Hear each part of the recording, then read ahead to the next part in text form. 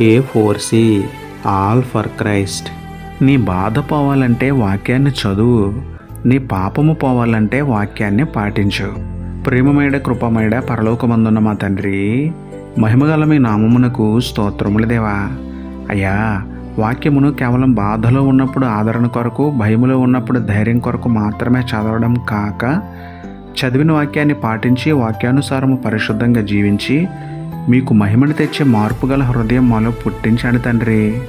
మా ప్రవర్తన, మా చూపులు, మాటలు మీ దృష్టికి యోగ్యంగా ఉన్నవో లేవో వాక్యంతో సరిచూసుకుని సరిచేసుకుని కేవలం చదవడం మాత్రమే కాక వాక్యాన్ని నేర్చుకుని వాక్యాన్ని ప్రకటించే ధన్యత ఇవ్వమని వేడుకుంటూ, మమ్మల్ని బ్రతికించే వాక్యమై ఉన్న మీకే స్తుతులు చెల్లించుకుంటూ, నమ్ముట నీ వలనైతే నమ్మువానికి సమస్తమును సాధ్యమే అన్న విశ్వాసంతో యేసయ్య పరిశుద్ధ నామంలో ప్రార్థించి పొందుకున్నాము పరమ తండ్రి.